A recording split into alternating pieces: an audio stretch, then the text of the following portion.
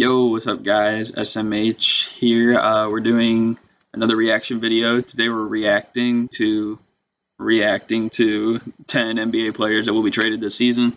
Um, and we're watching KrispyFlakes reaction to it because I'm a fan of KrispyFlakes a lot. I believe the actual video though is by Jim Arrange. So if you guys want to go sub to both those guys, check out their channels if you haven't already. Then go right ahead. And while you do that, you might as well just leave a like and subscribe to me on the way out. So yeah, let's get right into it. Yo, what's going on, guys? KrispyFlakes Should be interesting. Welcome to Extra Crispy. For today's video, we are going to be reacting to 10 NBA players that will be traded this season, man. Like, not next season, not the season after, not last season. Maybe some players that was actually traded last season could be traded this season. But no, man, this is current NBA season. I remember one time Luke Ridnour got traded below. I think 5 times in like a week. Speculation out there In July or something like that. About the NBA game of basketball. But yeah, you guys all do me a quick favor. Please drop a like on this video before we get going. Would be greatly appreciated. Also, hit that subscribe button. Let's get to it, my friend. Every NBA season, there are blockbuster trades that completely shake up the league and shift teams' title chances. Who's going to be this year? Bradley Beal? Over the 76ers. 2 years ago, the Clippers traded Blake Griffin to the Detroit Pistons. And the year before, the Kings traded DeMarcus. I thought you'd have a reaction to that. This is today's video, we're going to players that could be on the move this season. We're trying to get 69 likes on today's video, and let's hop into it. 69 likes. Whoa. Okay, guys, we're going to start with the Oklahoma City trio of Chris Paul, Steven Adams, and Danilo Gallinari. All three could be gone. Wasn't part of the plan for Oklahoma City going into this offseason. I'm gonna say Chris Paul. See, I don't really know where Chris Paul would be able to go because of his contract, but I saw rumors about him potentially going to the Bucks. I think that would be a good fit. I know Steven Adams could be going to either the Kings or Celtics. Celtics would actually be nice because, him and Cantor would be the stash bros again.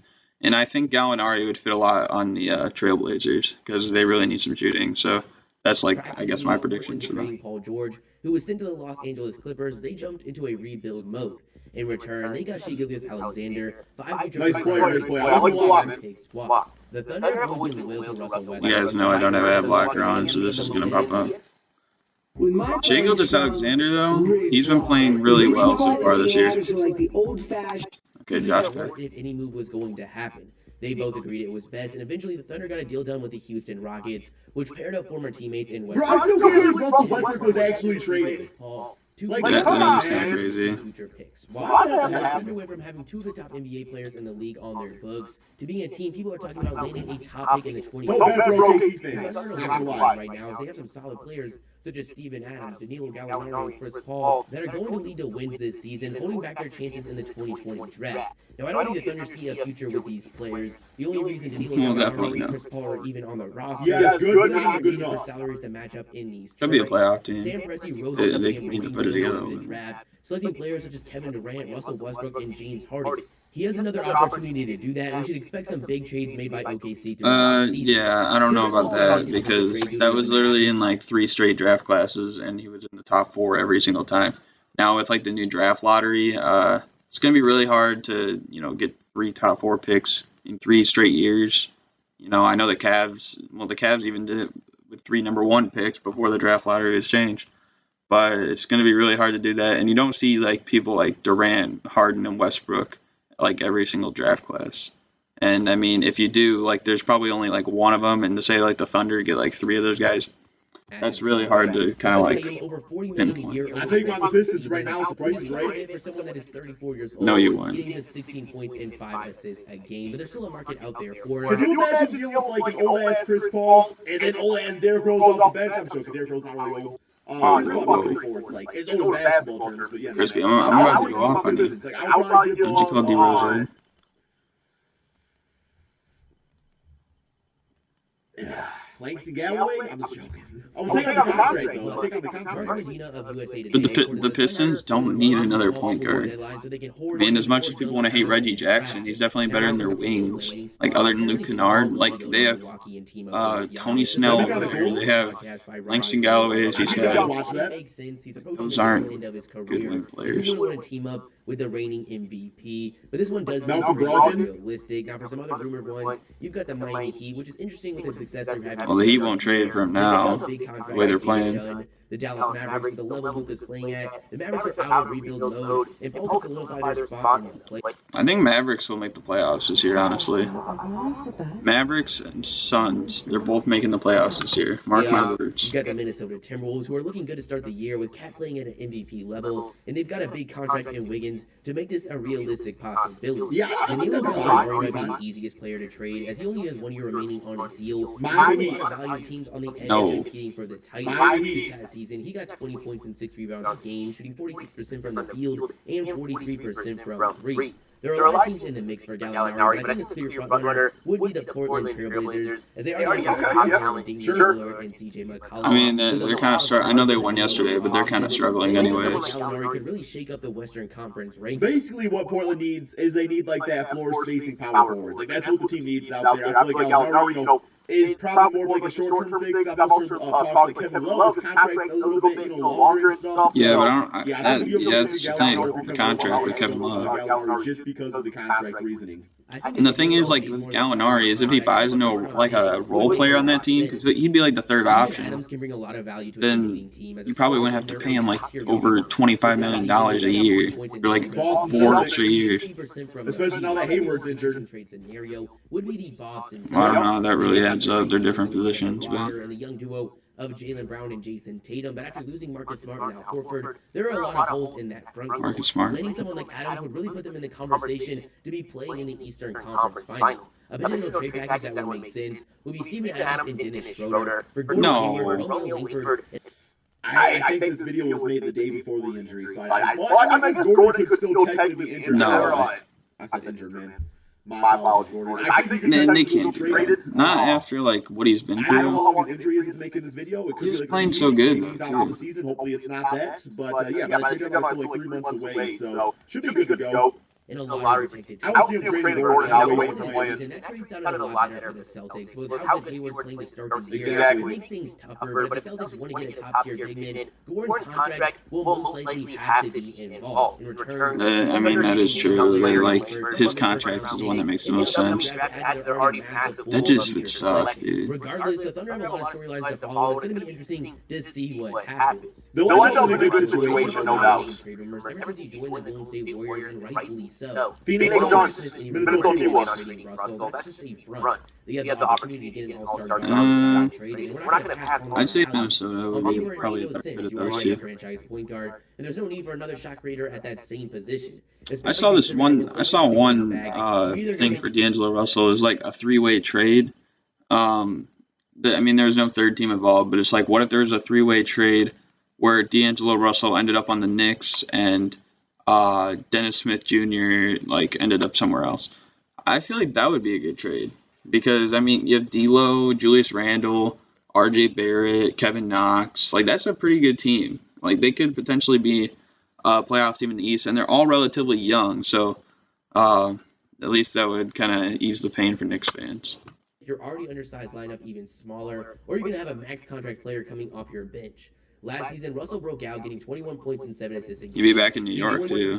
He just dropped like 50 points in one game. The Warriors can trade Russell I at like his Russell. 17th, and I'd be highly surprised if he's still on this team by the end of the season with positional needs across this roster and the decent price tag teams are going to be willing to pay. Now, for some potential landing spots, I don't think there's too many teams that need a player like D'Angelo Russell, but there are some that jump off the paper. Detroit. Beginning with the Minnesota Timberwolves, as reported by ESPN's Brian Windhorst, league executives believe Russell's value is in the ballpark of a quality role player plus a first-round selection. The Timberwolves.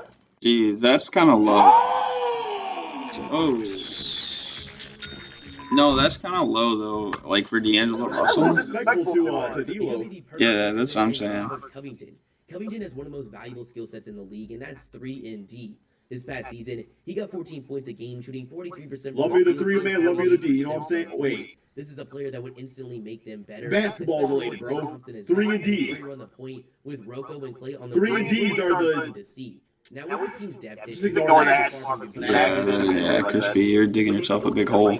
Plus, they potentially getting a pick or picks added to this deal. Now to get it done, Gorgie Dang or Jeff Teague would have to be involved. For the Timberwolves, I love good backup point guard, G. Garland getting Towns and D'Angelo Russell. You're giving them a much-needed shot creator, and they have 2 young all-stars to build around. I love the fit alongside Jarrett Culver. And I mean, the way Wiggins has been playing, as he projects to be a great who knows? defender and can easily carry these secondary playmaker responsibilities. I'm not Good gonna lie, all-around player I for really sure. want to see this done. Another possibility would be the Detroit Pistons. Hey, yo, give it! Pistons' current situation, as they're not really in a place to bring in any great talent. And while Griffin and Drummond are good, Oh, we're in a position. We're in a great position. Well, what would he be? Would he be like a shooting guard or what? Griffin and Drummond potentially being unrestricted free agents at the end of next season. See, it would make more sense, I feel like, if they brought him in and he was like the shooting guard, and then maybe they have like Luke Kennard playing small forward or something like that. Like then, yeah, that would make sense. But if they want him to play point guard, and then you have him, you have Derrick Rose, you have Reggie Jackson, you got Tim Frazier, like that's way too many point guards. And then like your small forward depth is just like not that good. Them to go in a new direction, and a Drummond D'Angelo Russell. And who would they give up? I mean, well, I guess they probably would give up Reggie Jackson in a trade. We ain't giving Drummond to the bitch ass Warriors. That shit will not fly. Drummond says he wants to be a Piston for life, man. He wants you guys can have. It doesn't matter. That literally doesn't matter. See, the thing is, though, Crispy, you said Drummond wants to be a Piston for life, but the other thing is that you just said, I can't believe Russell Westbrook got traded. So, I mean, you think Westbrook wanted to stay with the Thunder all of his life? Yeah, most likely. And then eventually he got traded because they wanted to go in a different direction once Paul George was out of there. So, I mean, it was part of the reason, like, Westbrook was open to a trade at a certain point in his career. Like, you don't know, Drummond could be at that point too if, say, 4 years come down the line and they haven't done anything. I'll just drop like a 9-for-9 game, 20 points. You get Tony Snell the first round pick. That's what they said the going rate was. And Tony Snell's a great role player, man. Yeah, okay. He's a good bench player. Tony Snell is a good bench like wing, not a starting small forward. Oh yeah, I love the Long Pistons. Love it. I think, honestly, I think the Knicks would probably be the best. It's not a matter of if D'Angelo Russell gets traded. It's a matter of when. Andre Iguodala is someone who can almost guarantee Clippers. on his team by Needs to be on the Clippers. Now, deciding whether or not to include him in the video, Perfect fit. actually get traded. The Grizzlies would love to do that, but it's going to be hard to find a team. I would like to see, I know he's probably thinking like Lakers or Clippers or something like that. I would like to see Iggy like on the Mavericks for some reason. I feel like he would kind of give him good like perimeter defense. You know, he would be able to hit clutch shots as well. Like that would be so much easier too on Luka, because I feel like late down the stretch, like I just saw, I think it was against the Knicks, where Luka just took like a horrible shot at the end of the game because he was trying to have to like create for himself. But if Luka was like, you know, trying to like create and then like Iguodala's man helped off, then Iggy could hit that shot because he has experience doing that. For Iguodala in his contract, so the Grizzlies will most give him a likely second-round pick. He would definitely help in the Second-round pick, you know what I'm playoffs. saying? If the Mavericks squeaked in as a 7 or 8 seed and had Iguodala, they could push a team to like 6 games or 7 games. In the box scores, but he's going to bring the intangibles such as defense and rises up to the occasion. With so much load management going on and like the injury, I don't want to say issues of the Clippers, but the potential of issues. Get Iguodala, because like when Paul George and Kawhi Leonard are starting the game, that's fine. If one of those guys is out because of injuries and load management, all of a sudden you have a Mo Harkless hasn't looked bad. MVP player in Iguodala to insert the lineup. And when those guys are playing, like Iggy can come off the bench or just like kind of chill until he's needed again. So yeah, it seems pretty clear that Iguodala would sign with the Los Angeles Lakers. And that seems to be the consensus from NBA executives, and it makes sense. At this point in his career, he wants to be competing for another title. I would say the players That's all just rumors. We don't know what's going to happen. I mean, Paul George is supposed to be a Laker, and he stayed in OKC and got traded. The Cleveland Cavaliers should be aggressively shot. Yeah, wasted some of his good years now. 19 points and 14 rebounds a game, shooting 49% from the field. There's another ad here, but I'll say it right here. The other thing is that, like Crispy said about like Drummond, like he wants to be a Piston for life. Well, Kevin Love said he wants to stay with the Cavs, but you know, you're saying good and well that he should be traded. So I don't really understand why the Pistons can be trying to shop Drummond. Said they have no interest at all in trading. I don't know why. Why keep him? I do want to be here. I always have. Why? They decided to go completely young, and that could be the case. But it's funny. My agent didn't call me one time this summer to say you're getting traded. But let's be honest. If the Cavs it's too much of a good guy in the front office. And you have teams like we can't trade Kevin Love. He's too cool. It's not like it's like Kevin Love's cool. Like he's a great player.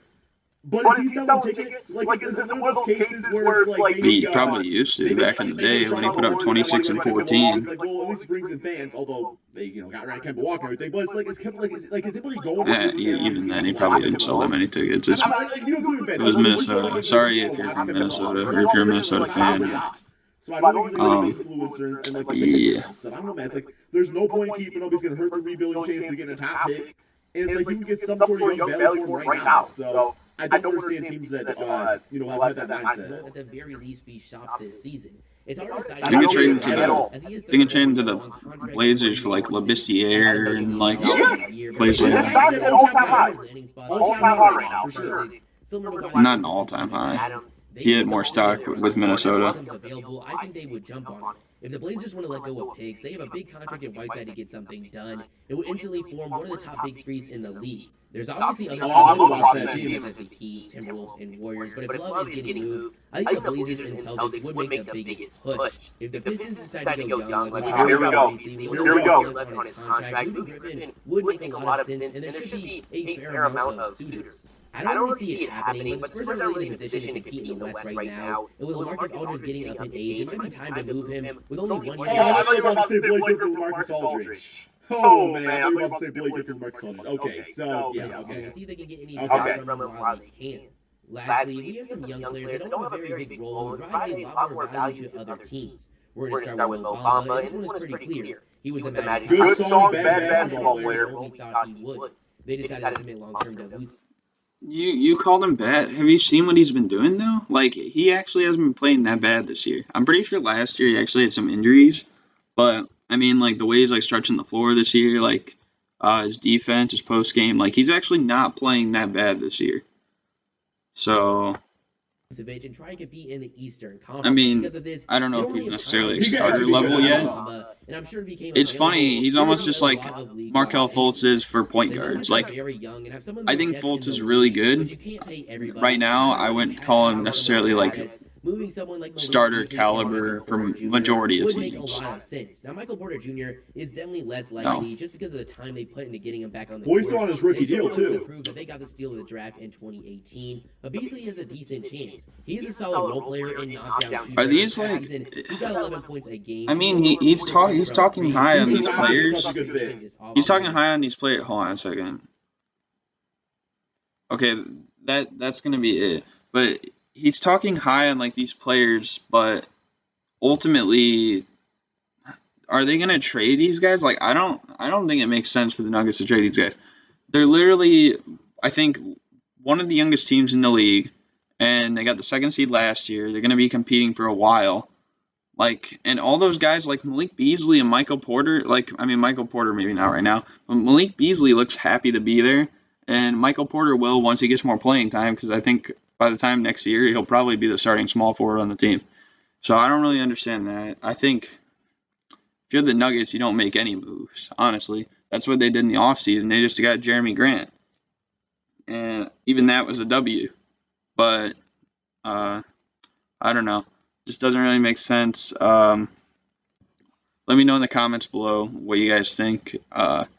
Potential NBA players that could be moved. I can't really think if there's any that I can't, like, that weren't really mentioned on the list. I think a lot of them were mentioned on here. But, I mean, the only other one I guess could be Eric Bledsoe, but, I mean, the last few games, I mean, he's played pretty decent. So, who knows? Still very early in the season. We kind of have to wait before we get into all this. Thank you guys for watching, and I'm out. Peace.